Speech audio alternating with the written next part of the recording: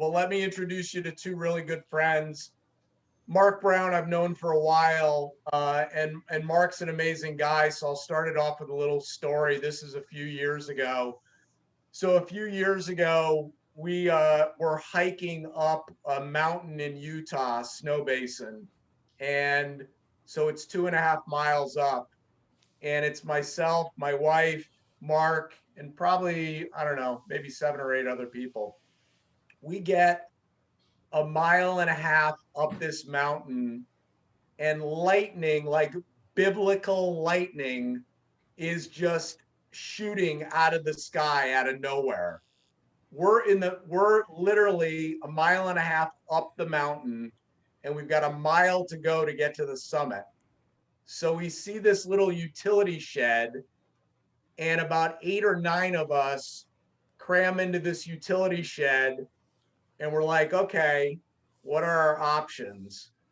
We can hike back down a mile and a half. We can hike up another mile, or we can just kind of wait it out. So we're like, okay, let's wait it out. This lightning was insane. So we're waiting, and about 15 minutes in, all of a sudden I just hear, I'm going.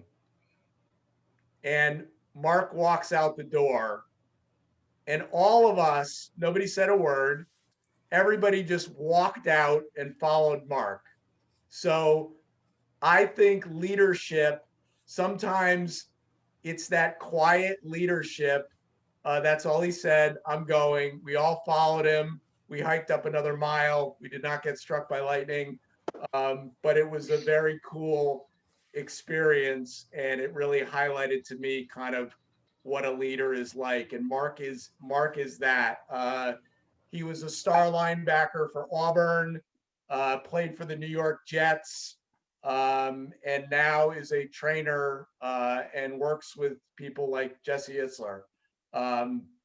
Amazing guy. Our next is on the opposite end of the spectrum.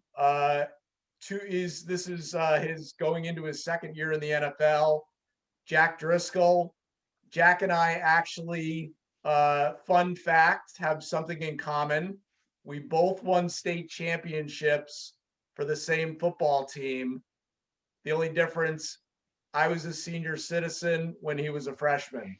So I've been working on that joke for a while. So I hope you guys laughed. That was pretty good. He is also a star offensive tackle from Auburn. He was a 4th-round draft pick of the Eagles, and literally started game 1 for the Eagles this past year. He just celebrated his 24th birthday, so he's going into his second year in the NFL.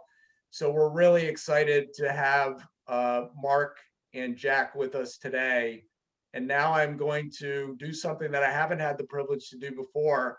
I'm going to hand it off to Katrina. Katrina, it's all yours. Yay! Thank you so much for having me. I was honored to be invited to do this, although I think you're using me for my comedic talents. I forgive you. I'm a huge sports fan. I even worked out this morning so I can get pumped to talk to Mark and Jack and feel like I'm part of the crew. I think everybody on this call is very curious about, obviously onboarding and talent evaluation. So I kind of wanted to go back and do a comparison of what the experience was like being onboarded during the different eras or decades that you played, the both of you, but also including Jack's dad, who played in the late 80s. And I'm sure you've had a ton of conversations with him on what that experience was like. So if maybe start with Jack, what was the difference in your dad's experience versus your experience being onboarded by the NFL and the specific teams you played on? Yeah, it was tough because this past year was my rookie year. And with COVID, it was a really unprecedented year, everything from the draft being virtual, and, we didn't report normally, after the draft, you go to OTAs and all that, you get to learn the playbook, get to know the kids, get to know the coaches. But for us, it was all virtual. And then we kind of just got thrown into camp. and then like Scotty said, I started my first game, but there was no preseason, there was no really acclimation period. So it was really, this past year was definitely different than anything I'd ever experienced. Even in college, it was like, when we were eating lunch, you had to be 6 feet apart, completely spaced out. So it was even strange kind of not to get to know, you kind of get to know people by, eating lunch or going out and hanging out, going to dinner and stuff. And with the city being shut down and all that, we really didn't have that luxury, but we made the most of it. And, just from, like growing up, I got to talk to my dad a lot, and he's someone who has really helped me get to where I am today. And just because he played the same position, so he's gone through it all. He went to the combine as well, so he's able to give me some really valuable pointers and stuff. But it's it's different in the sense of the eras have changed. Even there's no more 2-a-days, which I'm sure Mark can talk to you about, and then 3 days and all that. So their era was a little bit different. But at the end of the day, football is football, and you just got to go out there, execute your job, and get it done, and know your assignments. And that was something my dad really stressed to me was, don't cut yourself. You don't, when I'm out of the NFL, I'm out of the because I'm out of, I no longer have enough talent to play with those guys. I don't want it to be, my dad always stressed, like, you don't want it to be because you're missing meetings, or, you're messing up on the field with your assignments and all that. So just really going in there and being the best teammate is something that no matter what era you played in can really help you out and be successful in the league. Mark, what was your experience? I mean, you came into the league complete in a different way than Jack did. What was your experience? Do you feel like it was very similar, that there was congruency across platform on, regardless of how players were coming onto the team, they endured or they kind of experienced the same type of onboarding?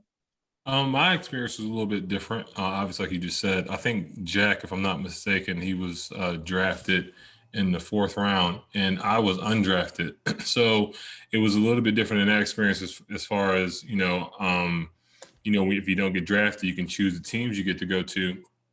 But also, I just found that it was, you realize it was a business, it's an investment. Teams are making an investment into you, so the higher you go in the draft, obviously, the more money they invest into you. So you could tell a little bit of the difference of the way you're treated. But at the end of the day, it all comes down to how you perform, because you got to look at it as, when people buy stocks or whatever, they're investing their money in the stocks and they're hoping that it does well. The same can be said for an NFL team. Like the players that they draft or that come on as rookies, they're their investments, right? So they're going to put into you equally, but you do get treated a little bit differently because they might be invested a little bit more into one person as opposed to the other. But at the end of the day, like Jack said, it all comes down to performance. You have to be able to perform.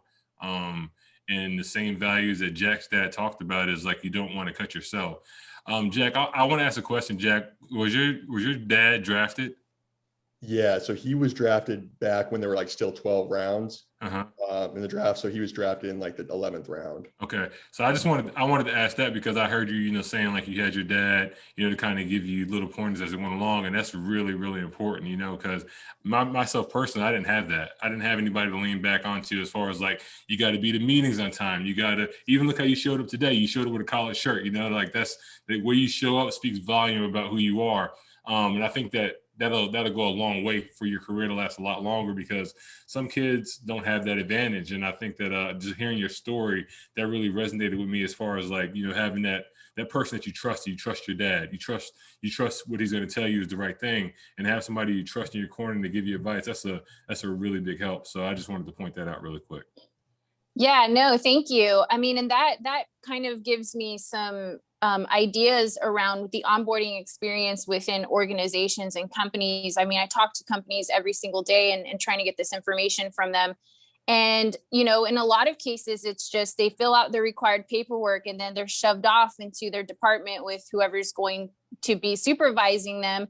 There's really not a lot of organizations are not taking a lot of time to integrate their new hire into the culture. And, I'm constantly like, you're not going to take them to lunch? Nothing?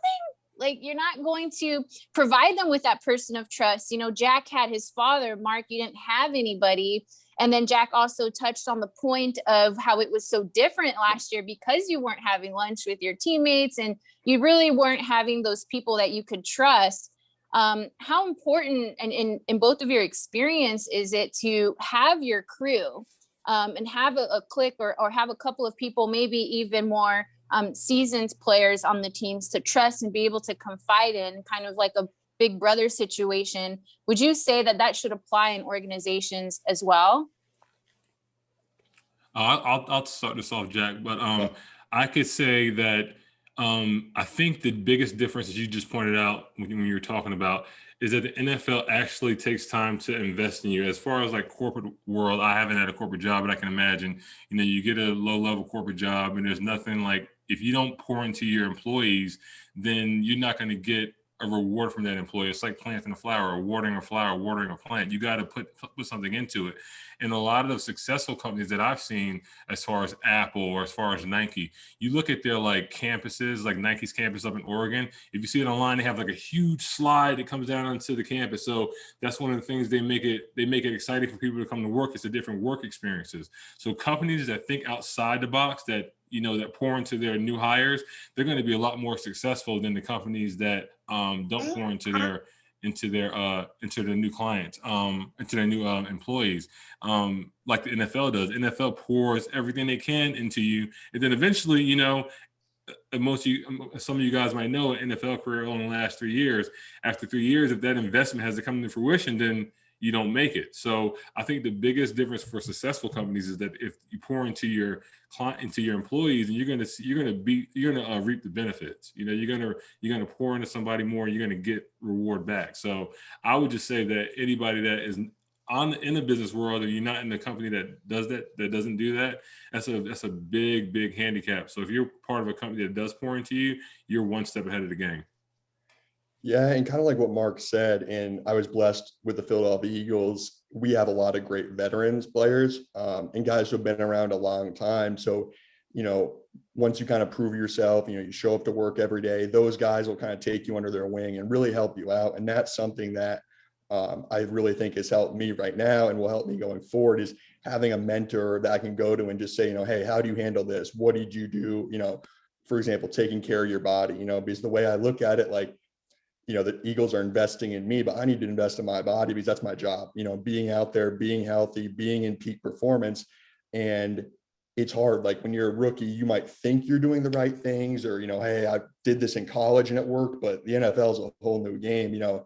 Like Mark said, it's business. You only have so many times you can mess up or whatever before it's like, they'll cut you. It's when I first got drafted, Howie Roseman, our GM, said, look, I want you to do well on a personal level, and you seem like a great kid and we really liked you, but at the same time, like, it's a direct reflection on us. Like if you don't do well, it makes us look bad. So they will give you the resources, but it's kind of up to you to, utilize them and to, reach out and make connections and just kind of like, get to pick guys' brains. For me, we have JP. Jason Peters has been, 18 years in the league this year, future Hall of Famer. He's someone that, after kind of earning his trust and respect, is someone I can go to and someone I can really learn from. And to me, that's so invaluable, and something that, like Mark said, I also haven't had a corporate job yet. I worked at Nike Outlet when I was in high school, and every summer in college I worked, but it was either doing dishes in the dining hall, or this past summer I worked in the business office at Auburn. But just making sure that employees have someone that they can go to when they're in a time of need. And I think that's so important, no matter if you're in a financial field. The NFL is just having someone who's been in your shoes and can kind of help direct you when you need it. I want to add one thing. I saw a question. Somebody said, how does the NFL pour into you? The NFL has, a lot of programs outside of football, as far as like, I don't know if they still do this, Jack, but when I was in the NFL in the off season, if you wanted to go back to college and finish your degree, they would pay for it. Or if you wanted to continue on and get your master's afterwards, the NFL will pay for it.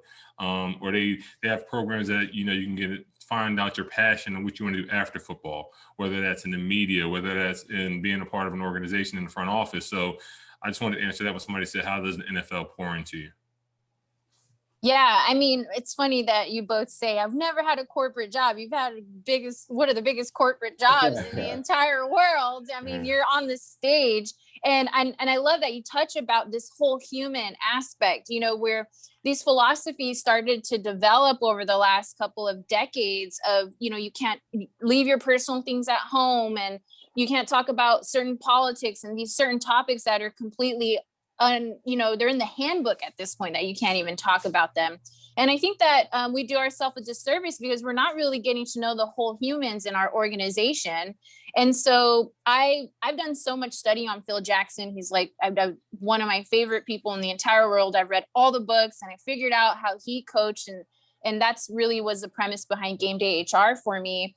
And so Marq, you talked about these things that they do off the clock, right? That they are really focused on you all developing as humans, because they know as you develop personally, you're going to bring those new skills and into your work on the field or whoever, whatever job that you're in. I had a question. So the NFL is its own organization. Then obviously each individual team is its own organization, and you both played for different teams. I think that this information is going to be useful for any employers out there who have like an HQ and then maybe remote locations or franchise locations, whatever that looks like. What is the consistency? I mean, are these onboarding strategies coming from the NFL specifically, or is each team developing their own type of onboarding and talent evaluation and culture within itself? I think that it's coming from the NFL. It comes from a lot of stuff comes down from the league, the head office, because like you said, it's a big corporation. NFL is a multi-billion-dollar corporation, so they do give the teams the outline, the skeleton of how they want the organization to be run. But at the end of the day, each organization is this individual asset. Each organization has its own owner who put up their own money to buy that team. Now there are rules and guidelines you have to follow, but a lot of times teams do operate differently. And I can only speak of my experience with the Jets, and I went to Arizona Cardinals for a little bit.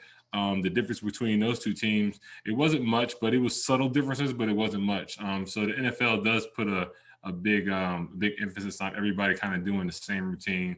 We have access to all the same things. So it's not like if you're on a lower level team, you don't have the same access to something that, a Super Bowl winning team might have. So yeah, that answers your question. And kind of touch on that, I started my college career at University of Massachusetts. So I redshirted and I started for 2 years after I graduated. I transferred to Auburn for my last 2 years of eligibility. But like Marq says, it's not like the Patriots have, or, the Chiefs and the Buccaneers have great facilities and great, trainers and all that. And then like the rest of the teams don't. But in college, I got to experience that because at UMass, we didn't have, obviously not nearly the budget. We were losing money, and, a school like Auburn, it's like the whole town revolves around Auburn football. So it was kind of cool to see, not even cool, just, in college, there's such a disparity, and that's why there's teams like Alabama, Auburn, they stay good. They have the money, they have the resources. But yeah, this is my first year in the NFL, so it's hard to say, but it does seem like a lot comes down from the NFL, and then teams can use that guideline and however they want. We just got a memo that we're starting virtual off season the 19th of April, which has been a big deal and something ongoing with the owners and NFLPA. But that's for everyone. Everyone gets a start on that day, and after that, it's up to coaches. Some coaches will meet every day. Some might do 3-4 times a week in the off season. So it really just depends on the coaches and the players and all that. One of the things that I learned from Phil Jackson was each player had their own customized experience in coaching, right? And being coached a certain way and given certain tools based off of their own strengths and weaknesses. Dennis Rodman was able to get away with a little bit more than maybe another player was able to get away with, because the goal here was one team, one mission. And so in terms of customization, with everybody listening on here they're in the talent space, can you give us an example of a customized coaching experience that either one of you had with any coaching staff on the team that really helped, push you forward, that you feel was not maybe an advantage that other teams or organizations are utilizing in terms of customizing your experience instead of putting blanket solutions over, your performance? I mean, I can start, and on, this is really pertaining to Marq's field, is especially in the weight room. In college, I found it was kind of a cookie, cutter. Everyone benches this, everyone squats this, everyone does this. But in the NFL, the thing is my body is different than the right guard, than the guy next to me or the guy, playing left tackle or whatever. So really the sitting down with the strength coaches and the dietitian, figure out a plan that would put me in position to be successful. And that was one of the things, about it being a business and all that is it's their job to, coach you and make whatever plan that you can get your body feeling right for game days. And that's so important. And I've really been blessed to have a really good strength staff and dietitian staff or nutrition staff around me. But that's something that I don't know if all other teams have as good as resources as we do. I've heard, our dining hall or, our meal services at the Eagles are second to none, and we spend a lot more money than most teams do. So that's something that I've gotten that I can carry with me. And kind of touching back what I said earlier, just the importance of taking care of your body, eating healthy and getting what my body needs. Because like I said, it's different for each kid. And in the NFL, you definitely see that each kid is kind of coached individually and so they can perform their best when it's time to play on Sunday. Yeah, as far as personalization, I think that comes down to what kind of leader you have that's leading you. What kind of leader do you have that's your boss if you're in a corporate job, or what kind of leader do you have that's your head coach? I was fortunate enough to have Herm Edwards as my head coach at the New York Jets, and he played for several years with the Philadelphia Eagles. From all you football fans that know, the Meadowlands miracle he did with the fumble. But, when you have somebody that has experience in your field and actually takes time to ask you questions or takes an interest in personal things about you, it makes you work harder for that person. It makes you play harder for that person. So my experience with the Jets was that, having Herm Edwards, who was a player's coach, and just he always said, I'm not going to treat everybody the same, but I'm going to treat you fair, right? I'm not going to treat the quarterback that's making $20 million a year the same as I'm as a rookie free agent in here that's making the league minimum, right? So you got to understand that there's going to be some levels of it, but at the same time, when you have a good coach, when you have a good leader, they make you feel like you're a part of the machine. And then as that goes, you get more confident. So I just would say for personalization, as far as me, is I had great leaders. I had great leaders when I was with the Jets. I had a good coach when I was with the Auburn Tigers, was Tommy Tuberville. He was another player's coach. He treated everybody. He took time to find out what you were good at, what you were weak at, and that's what a great leader does. Yeah, I think core values is probably the blanket that organizations should definitely, that's the consistency from one player or one employee to another. As long as you're living, you understand you're being measured against the core values of the organization, everything outside of that could be customized, whether it's a book that you recommend or a diet plan or a class or curriculum. It should be customized outside of that, in my opinion. And thank you guys for sharing those experiences with us. I'm seeing a ton of questions come through on the chat, and I'm sure there are much more.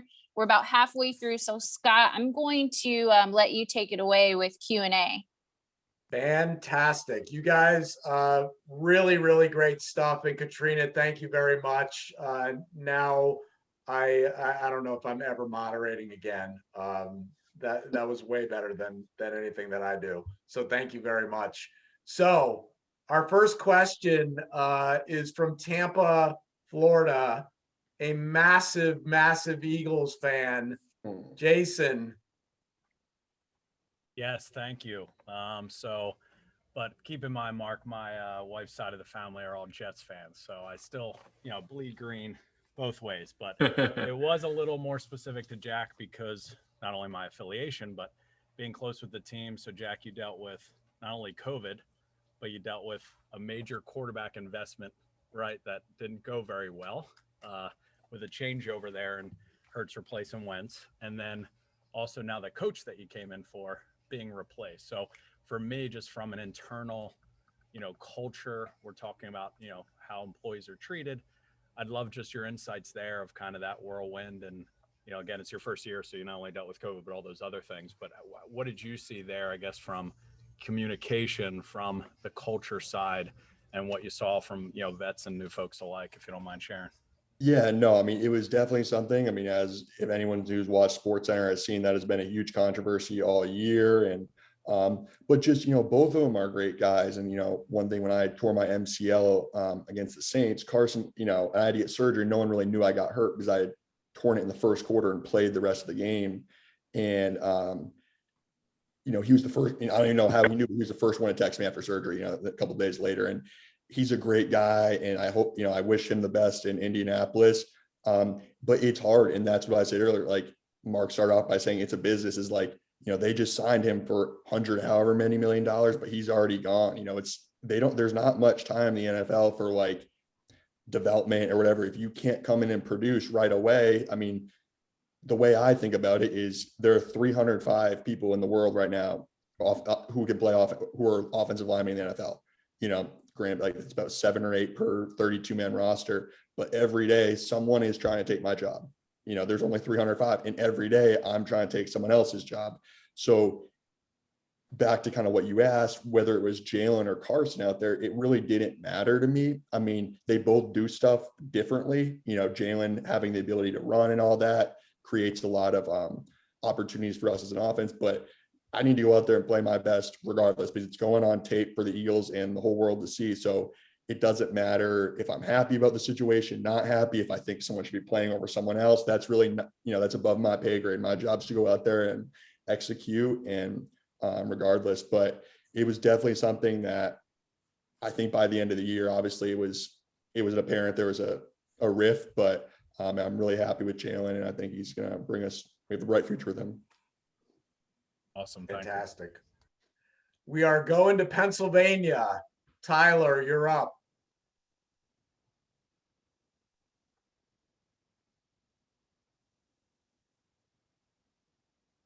The clock is ticking. If not, we will go to Tab, also in PA. Hey, could you guys hear me? Oh yeah, go Tyler. Oh, okay. Sorry about that. My mic was muted. This one's for Jack and Marq. And Jack, I'm right outside of Philadelphia, so go Birds. But my question is whether you're in the NFL or not.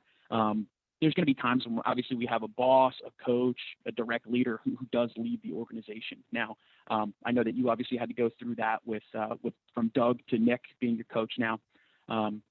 So what advice do you have for somebody who maybe is recently going through either a new manager, a new trainer, a new coach, or, and also this one is for Marq too, different organizations? How do you adapt to having a new leader or a new coach? So I guess, Jack, if you want to start with that.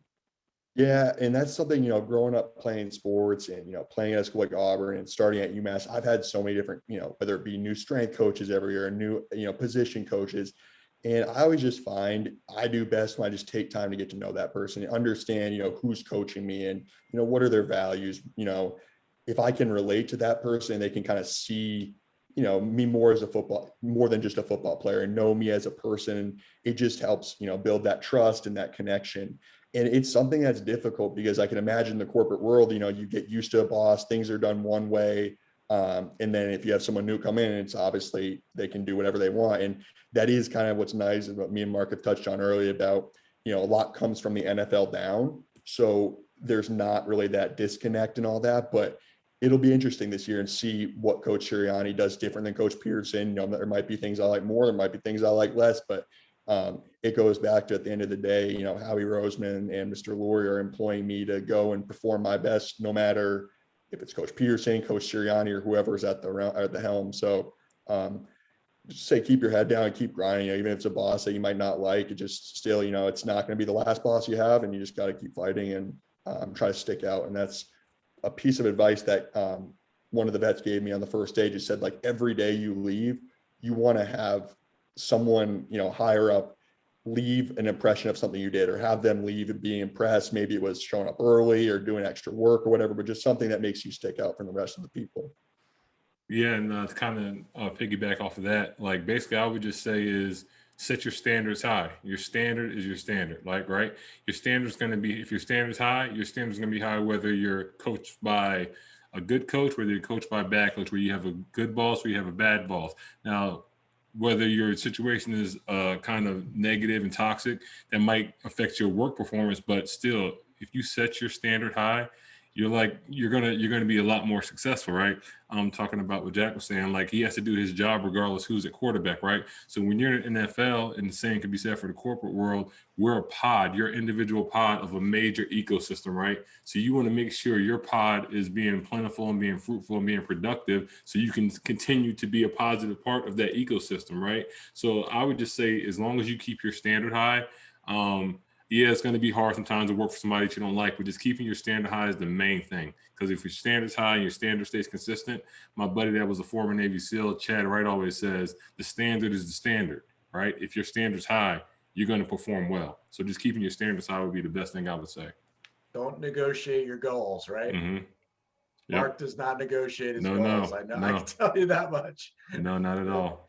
For sure. Another interesting thing that Jack said was, getting to know his coaches. And I think sometimes we think, well, it's the boss's job to get to know us, but we have a responsibility there too, to get to know them. At the end of the day, we're all just, human beings, and getting to know our boss is as important as them getting to know us. So we're sticking in Pennsylvania, and we're going to Tab. Hey guys, thanks for being here. Thanks, Scott. So actually my question kind of flows quite nicely after all of that.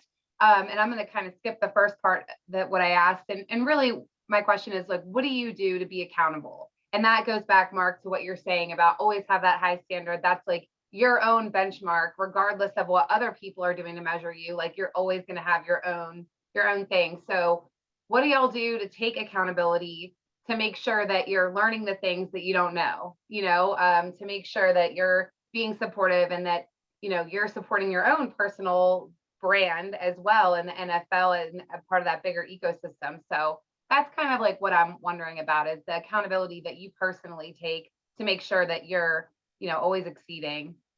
I'll start this off. I think the accountability goes to the main part of that is being honest with yourself, right? Being self-reflective.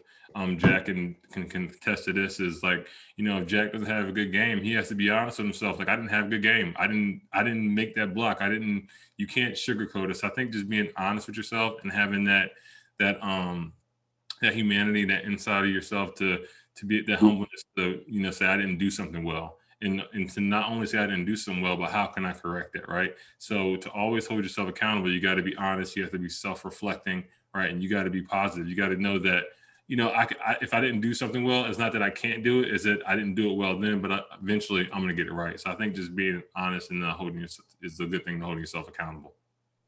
Yeah, and I always just think, like, I don't want to let anyone down. I played on the O-line with a lot of veterans, guys like Jason Kelsey, Lane, Jason Peters, guys who are, either future Hall of Famers or at least will be in the Eagles Hall of Fame nonetheless. And for me, it's just like, it was on me to learn the information. It's to be accountable. It's my job. However they teach it, I need to be able to go out there and execute in the heat of the moment and all that. And I think that's kind of what I said earlier about, like, getting to know the guys you're playing with or you're working with. Like, Jalen is one of my really good friends. Jalen Hurts, one of my good friends in the draft class. Both came in as rookies. He played at Bama. Great kid. And it's just like, I don't want to let him down. I don't want to so it's like, it's on me to know what to do. And I think that's the importance of getting to know the person, it's whether it's your boss, and kind of getting to know, like, what makes them tick. And, they're human too. And just when you have that mindset, and like Mark said, keeping the standard high, you just don't want to go let anyone down. I want to add something to that when Jack was talking about getting to know somebody, right? It just made me think about something really quick. When you know somebody and you build a rapport with them, like Jack said, you don't want to let them down. You're going to go really, really hard for your teammate that you have a tight connection with, that's counting on you. Like, I can't let him down. Not only do I not want to let myself down, but I can't let that guy that I care about down. So that goes a long way. If you build a rapport with your teammates, with your coworkers, even if, like I said, somebody that you don't like, just to have that, to get their perspective a little bit, I think it helps you out and it goes a long way. Love it. Thank you, guys. Love it. We are going to New York. Tony, you're up. Thanks, Scott. This is for Mark and Jack, probably more Mark because of your experience in the league.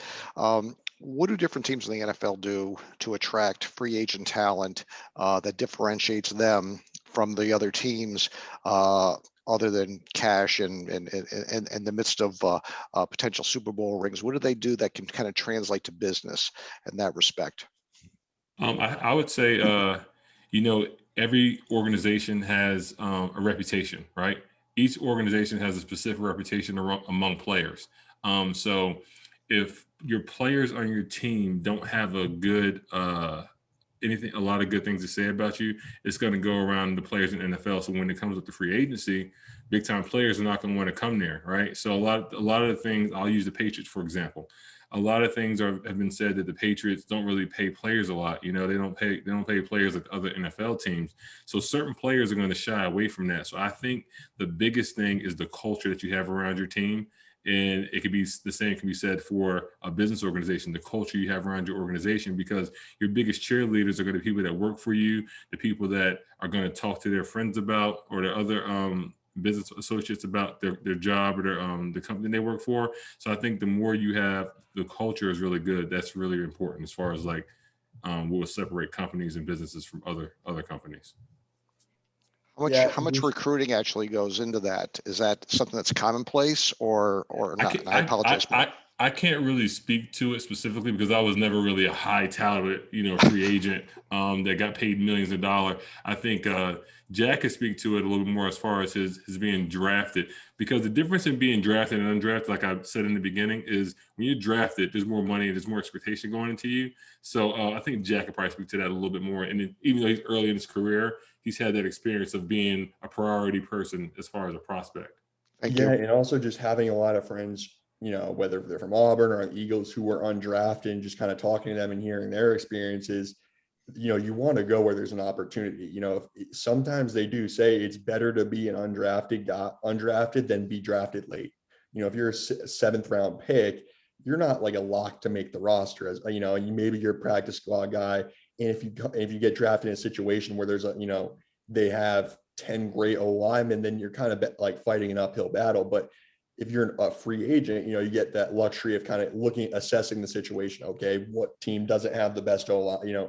Where's my best chance to make a team? Because once you make a team, you get film, and then you have the ability to put that out there when it comes time for either they let you go or a new contract. But speaking about getting drafted, it was the whole pre-draft. There were some teams who said to me, like, we don't have you as a drafted player. We think you're going to be a free agent. So a couple teams in particular called me a lot and just said, if you don't get drafted, we want you to come down here. We think you'd be a great fit. We need people. But, at the end of the day, the way the NFL, it's like they shouldn't really need to recruit you too much. Just like it's every kid's dream and there's not many jobs to go around. So, you kind of got to take what you can get. And when, I think the difference between coaching too is, college coaches, you have to go suck up to some 18-year-old kid and tell him how he's the greatest thing since, Tom Brady or, Orlando Pace. But in the NFL, it's like, they don't need that. You need that. Like, you need to sell yourself more than the Philadelphia Eagles need to sell themselves to me, Yeah, and to kind of add one more thing to that, as far as like being a free agent, all you guys, if you're in the business world, most of you guys are free agents because you get to choose where you want to go. You get to choose what company you want to go to, right? And that is like Jack said, that's a big positive. Like for me as a free agent, I got to look at the team's defensive schemes. Like what kind of scheme does that team run? Does it fit my traits as opposed to being drafted to a team? Because I was a 4-3 Mike linebacker, right? A middle linebacker, as opposed to being a team that runs a 3-4 scheme that wouldn't fit my talent. And not having a choice in going there, I got to pick the New York Jets, who basically ran the same defense as I ran at Auburn. So when I got to New York, I was doing things that veteran players weren't able to do because I was familiar with the system. I could do things, my talents shine strong. So that's a big advantage you guys have as far as like, I would say that it parallels more so being an undrafted free agent as opposed to being drafted, because you have a choice when you're in business world. What company do I want to work for? Who do I want to apply to? So I think that's a big thing is being honest with yourself. Going back to Tabitha's question, is being honest with yourself about what are my strengths and what are the companies that I'm looking for, or business in the business world, what am I looking to how can I add to that? Thank you very much. Mark, are you sure you didn't work in corporate America? No, I'm just sure. I'm just around Jesse all the time. Jesse and Sarah Blakely, man. Like that's like sometimes I sit around, I'm just like just the conversations I'm able to be around, the people I'm able to meet, and it's just a blessing, man. I can't explain it, but it's a blessing. Very cool. So we are going to Florida. Somebody who coached at Cincinnati, Florida State, and I think Florida, Coach Marq Nudelberg. You're up. Appreciate that, Scott. Thank you guys for being here today. Really appreciated what you talked about. And actually, Jack, Isaac Sayamalu, I coach with his brother at Lafayette. So I hope he's taking care of you there. Isaac's a great dude. Awesome. Dude, and Mark, I don't know if you played special teams for Eddie Grant, but I coached with both of them at Cincinnati. So I played with Eddie Grant at Auburn. He was the running back coach at Auburn when I was there. So, and the special team coordinator, right? Okay. No, he wasn't. He hadn't gotten into special teams. I think that was like I was at Auburn a long time ago. Yeah, you were there in the early years. I was there from '98 to 2002. So I think that was before because I noticed I've seen him around a couple of times. He does special teams now, but yeah, he was a running backs coach when I was there. For sure, for sure. So I appreciate what you guys are talking about, and you know, Mark, I think what you're talking about with looking at teams investing in you and that creating accountability is a real mind shift for people in the corporate structure, because I think there's a sense of entitlement. Like I'm owed my salary, and that's not necessarily an investment in me. So it creates a whole different mindset when you start thinking about it that way. And there's no doubt that why you guys are successful because of your ability to be accountable to yourselves. But I want to ask a question for other leaders within the group, because I think the difference between sports and business is the culture of accountability. And when you create a group of people that know how to be accountable, not only to themselves, but to the organization, that's where you see great success. But it's hard to recreate that in the corporate structure. What have you guys seen in sports as ways to create a culture of accountability in order to promote that throughout the entire group, to make the entire group have the mindset that you guys have? Yeah, I mean, I can start on this one. And it's something when I was talking about to Scotty, you know, a few weeks back, I said is one thing with football and sports in general, but particularly football, is it teaches you extreme life lessons. You know, if you show up late to work at a corporate job, I mean, okay, yeah, you know, you might get yelled. I don't know. Maybe you get in trouble, maybe, but it's not probably the end of, I don't know. But, you know, I've seen grown men get, you know, the crap kicked out of them at 6 a.m. in the morning because they were late. And, you know, we're all doing up downs or getting punished. And it's like, that's something like for me, I will never be late because I have like nightmares of stuff I've had to do when other kids are late. So that's where I think football has helped me out in understand, you know, just like understanding life lessons like that. And also, you know, just how to handle adversity. I mean, you know, when you're around the game, like it's not like everything goes according to plan, you know, every play or every day. And being able to mentally come back from, okay, I messed up. Like, I had a bad play. I can't let that turn into a bad drive or a bad quarter. Then it turns to a bad half. And next thing you know, you had a bad game. So just, you know, it is hard to recreate that because I'm assuming you'd probably get sued if someone beat someone up for being late in the corporate office. But you know, Mark, I'm sure Mark's probably seen more. I mean, at Auburn, it's like, go just watch it. You know, they don't care. I mean, that's part of the game, you know? So that's just something that it's hard to recreate, but just understanding that and how important, you know, being on time and being able to handle adversity is. I think being intentional about your team building, like even though the culture is a little bit different, it's a different scale as far as NFL, it's different things that go into it.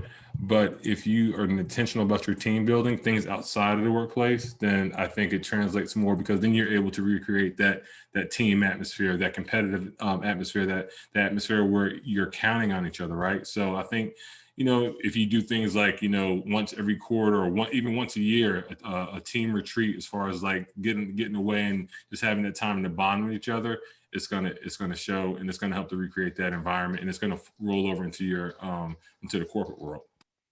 That's awesome, Jack. What I took away from hearing you is that there has to be consequences. I think there has to be consequences for everybody's actions. Figuring out how those consequences fit into a corporate structure, whether you dock somebody's pay or you find a way to create a consequence, that is the thing that drives you to not getting the crap kicked out of you at 6 o'clock in the morning.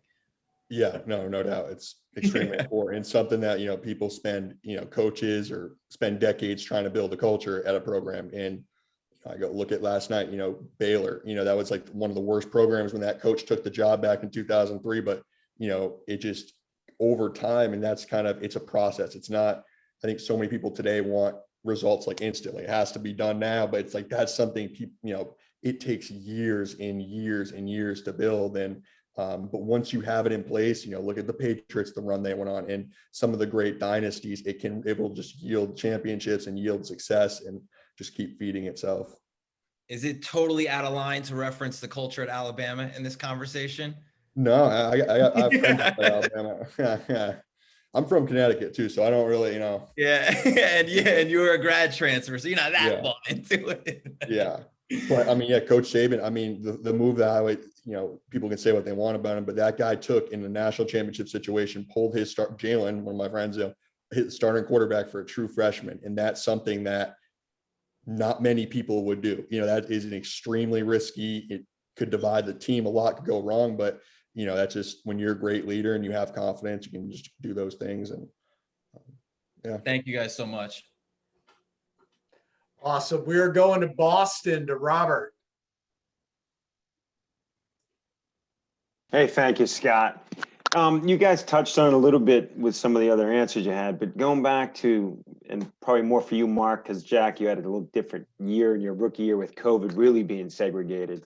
But one thing we struggle with within a corporation and in ours is the interdepartmental collaboration, right? Sales is over here, engineering's over here. I mean, everybody's kind of segregated, and to get everybody on that one mission and create that culture that everybody's bought into. In the NFL, obviously you have your linebacker room, you have your running back room and everything else, your offense and defense, but how much did you guys collaborate as a unit, as a whole entire 53 man with all coaches on a regular basis to build that unity of a culture? Well, when I was playing, it was every day. Like you said, you have your linebacker meetings, you have your O-line meetings, quarterback meetings, and that's all individual, right? That's all individual, going back to what I was saying about being a pod in the ecosystem. Yeah. But every day, we all came together at practice, right? So when we're in those individual meetings, we're working on things that are going to help individually, our specific skills are going to help make our machine a lot better. So when we come together at practice, we're all together every day. Every day is I think, and that's a big, when you say, hearing you say that is a big difference in the corporate world, because it's not going to be an everyday thing where you guys are going to be, IT is going to be with marketing, you know what I mean? It might be once a month, so it's kind of hard when you compare the two, but in the NFL, it's every day. You practice it every day with each other. And I mean, you might have time, like I said, specifically with your individual coaches, but every day there's going to be a segment of practice where you guys are together.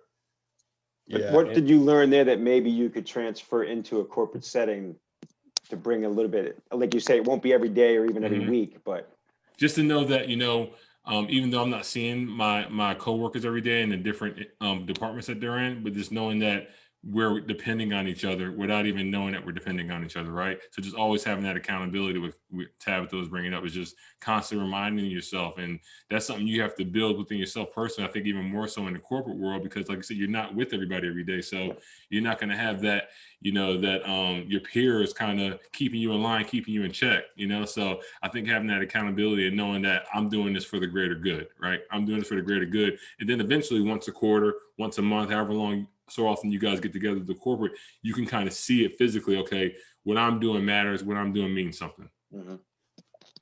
Yeah, and one perspective I think I can share on this is playing offense. Mark with defense knows like 10 people can screw up on defense.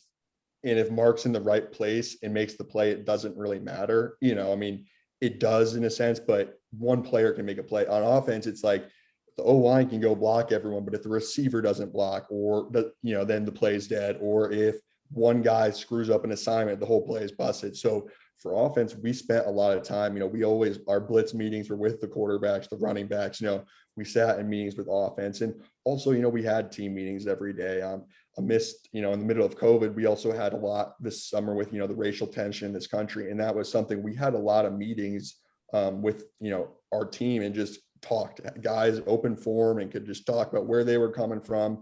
And that's important. Just, like I said, about knowing people, but also understanding, everyone has their own struggle. Everyone has their own issues. And just being able to put them aside and to ultimately be able to put out the best product possible. And like I said earlier too, like when you know people and you're friends with them, it makes you want to do a better job, and it makes you put in the extra work and all that. So I think that's really important, even if you're not meeting every day, to just kind of know the people in the other departments and understand that ultimately you guys are striving for the same thing and the same success, and that success is a lot of times interdependent on other people or other departments.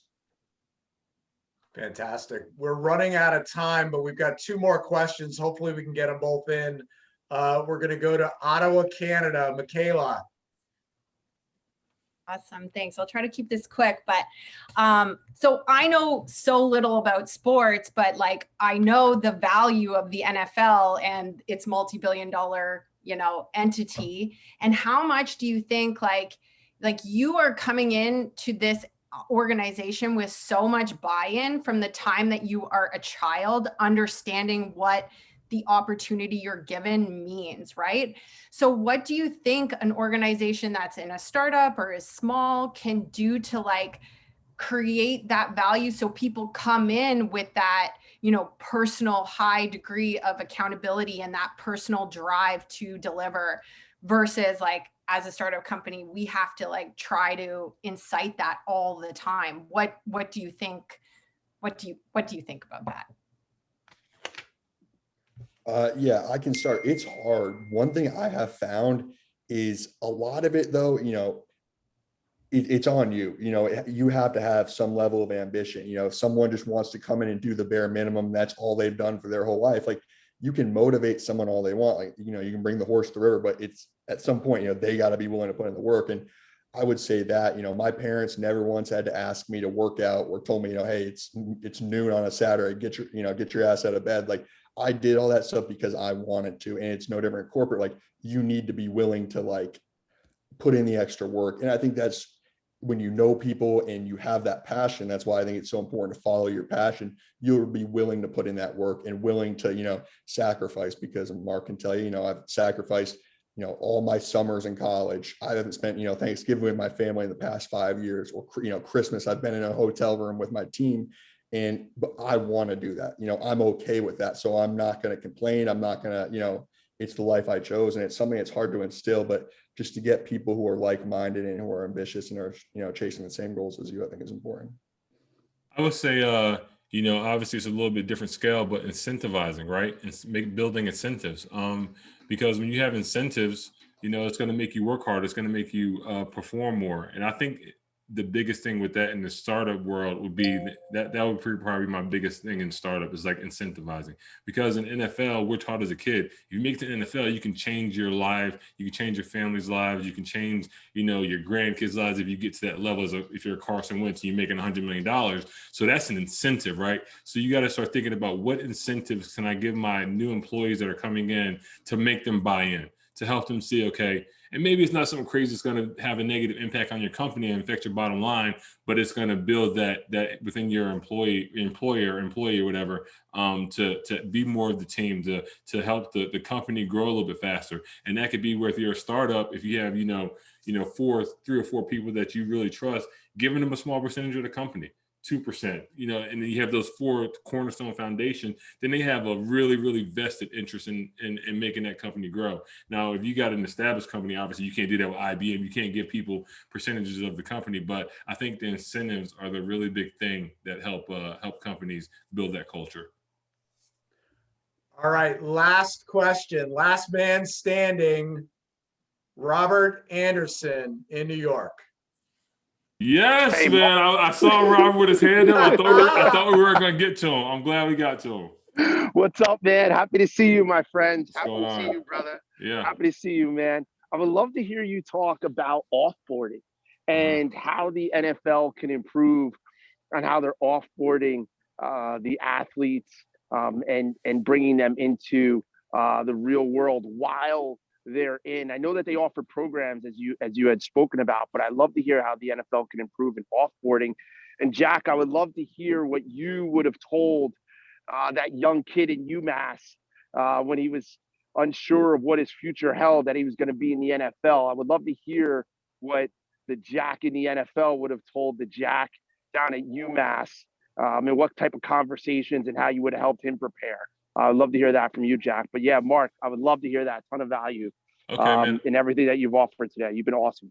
Yeah, definitely, man. Good seeing. Like I said, as far as offboarding, it's probably a little bit different now than when I was playing 20 years ago, 15, 20 years ago. But it was still something that the NFL took interest in, as far as like making sure players had health benefits when they got done, making sure, and I think a lot of that comes to your own personal drive, your own personal reality of being honest with yourself to know this is going to end eventually.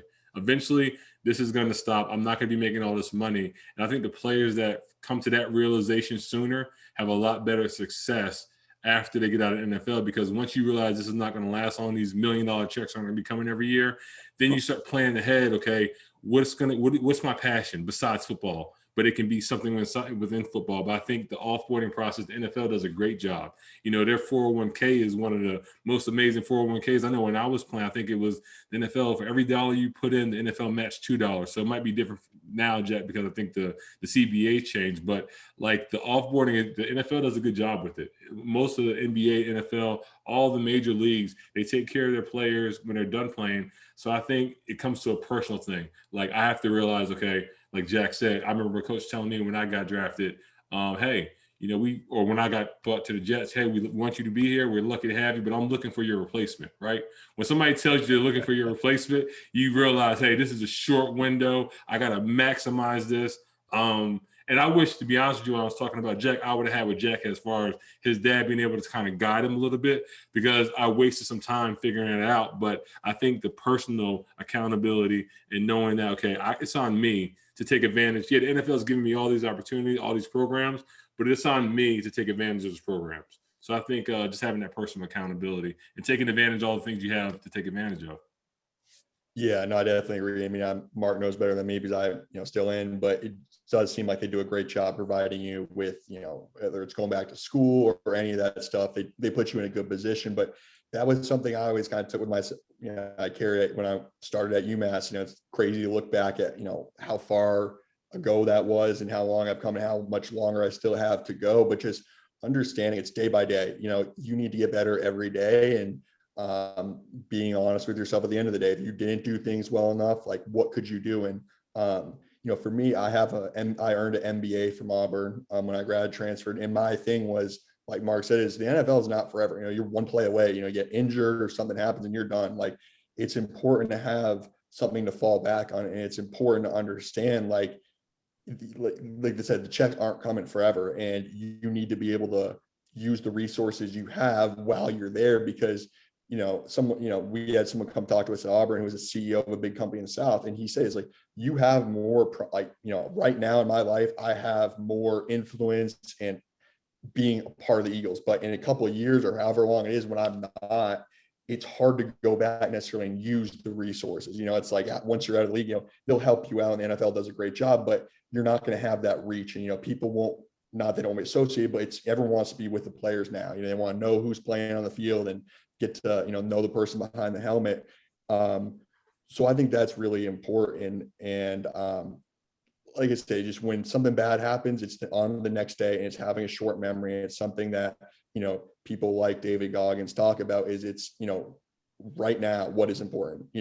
I don't have to worry about in 2 weeks what I have going on or the challenge, a month out. Like, today, what do I need to improve on to get better? And I would say that was one thing that really helped me. And I wish I would have probably known earlier, and it probably took me a while to figure out, but just not stressing over things that are far out, and just taking care of what you can take care of, and really just control what you can control. And at the end of the day, you do that, you put yourself in a chance to be successful.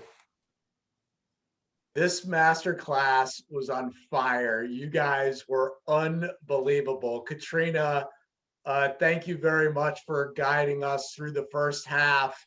And Jack and Marq, I can't thank you guys enough. Jack, best of luck in season number 2. Marq, what's the next challenge? I know you've always got something crazy up your sleeve. I know what it is, but what's next for you? Our next thing is getting ready for Mid-State Mile. It's a race we do in Tennessee. It's like a last man standing race, and it's June 19th. So I got to get going. It's like 60 days out, and hopefully I'll see you where we met. Me, you, and Meg met on the mountain 29029 in Vermont or something. Tell Meg I said hello. Yeah, I'll be in Vermont. Meg and I will be in Vermont, so I'm looking forward to seeing you, my man. Thanks for having me. Thank you guys very much. Thanks everybody for joining us. I know we went a little overtime, but that was absolutely incredible. Thank you, Jack. Thank you, Mark. And thanks everybody. Have a great day.